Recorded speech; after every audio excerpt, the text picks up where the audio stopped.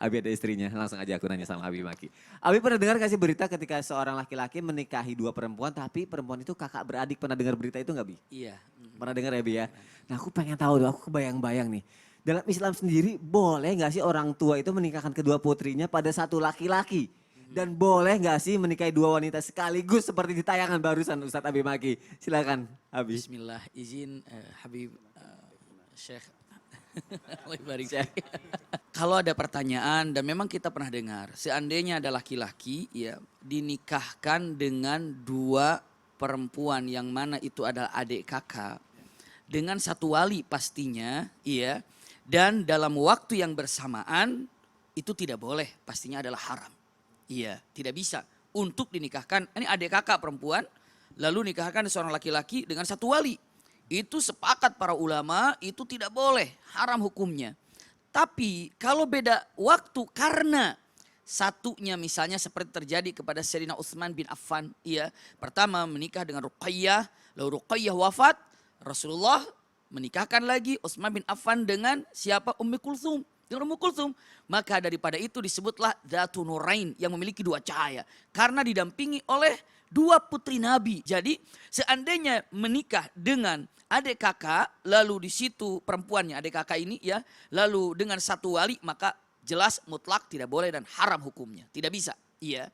Lalu selanjutnya, kalau seandainya dua wanita berbeda, walinya pun berbeda. Seperti tadi tayangan, abis dari sini pindah ke wali ini gitu. Ustaz sampai decak-decak tadi, subhanallah gimana rumusnya katanya.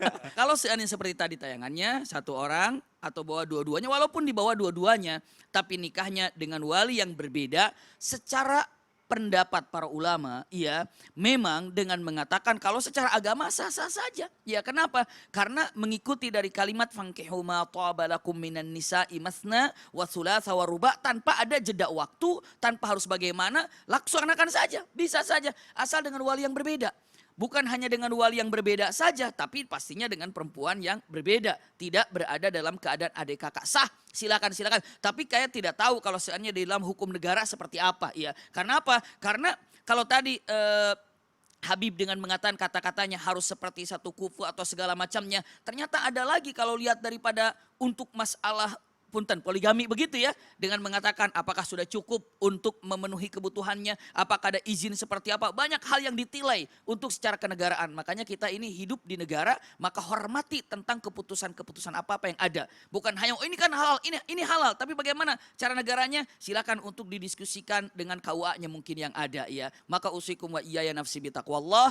Untuk masalah pernikahan ini adalah perkataan yang sangat suci. Tadi Habibuna sudah menyatakan tentang kata-kata diawali dengan maha suci Allah. Kenapa? Karena harus suci dari niatnya, dari situasinya, dari keadaannya, tidak pernah dikotori dan tidak boleh dikotori dengan apapun yang ada. Jadi ini kalau masalah dengan mengatakan pernikahan dengan dua wanita sekaligus ya, dalam wali yang berbeda dengan wanita yang berbeda. Kalau hanya secara agama, insya Allah ini merupakan satu hal yang sah-sah saja. Kalau batasan bukan mahramnya pada laki-laki itu gimana sih? Apa satu nenek itu diperbolehkan atau? Kalau satu nenek, kita satu nenek semuanya dari Hawa. Ya. Iya sih. Maksudnya dengan mengatakan mungkin kita harus tahu mana yang boleh dinikahi dan mana yang tidak boleh dinikahi. Iya, mungkin dengan mengatakan seperti yang tidak boleh dinikahi ya satu susu misalnya. Okay. Lalu dengan mengatakan boleh disebutkan kepada siapa itu kepada yang namanya keponakan tidak. Tapi kalau hanya sepupu segala macam insya Allah dengan mengatakan bisa dilakukan. Makanya hati-hati yang sangat dikhawatirkan itu satu susu yang kadang-kadang tidak terkontrol. Iya. Dan balik lagi kepada kita niatnya harus suci dulu. Betul, itu ya. seperti itu ya. Itu yang betul. Karena selama ini aku tahu kalau kita tuh nggak boleh nikah tuh sama satu kampung itu doang. Oh, bahaya kalau satu kampung penuh. Bagaimana jangan cuma 4. Digebukin. Kebanyakan ya. Masya Allah, terima kasih guruku Ustaz Abi Allah Maki. Masya Allah, semoga ini bisa menjawab pertanyaan untuk jamaah yang ada di rumah ya. Baik jamaah, kita lanjutkan lagi. Kali ini aku punya artikel nih. Pemuda di Bima NTB menghabisi kekasihnya karena sakit hati lamarannya ditolak. Seorang pria AS 31 tahun tega menikam pacarnya sendiri IR 25 tahun saat cekcok di pinggir jalan kota Bima, NTB. Pihak kepolisian menyebut pembunuhan itu rupanya dilatar belakangi rasa sakit hati lantaran lamaran pelaku ditolak oleh korban dan keluarga. Jadi motifnya dia sakit hati karena lamarannya ditolak. Dia mencoba melamar pacarnya itu sebulan yang lalu, ungkap Kapolres Bima Kota. Jadi ketika ditolak sakit hati, lalu melakukan perbuatan yang jahat, yang kriminal. Aduh, astagfirullahaladzim, nauzubillahi min dzalik. Aku mau nanya sama ayahanda, gurunda, Habib Nabil. Baik. Habib, gimana nih sebenarnya dari sisi orang tua nih? Caranya menolak lamaran seorang laki-laki nih yang ingin menikahi putri kita biar gak sakit hati gitu, Bib. Takut Baik. kejadian seperti ini, Bib. Karena kita semua bakal jadi orang tua ya. Nah itu dia Habib, Harus silakan Habib hati-hati. Nabil. Permisi.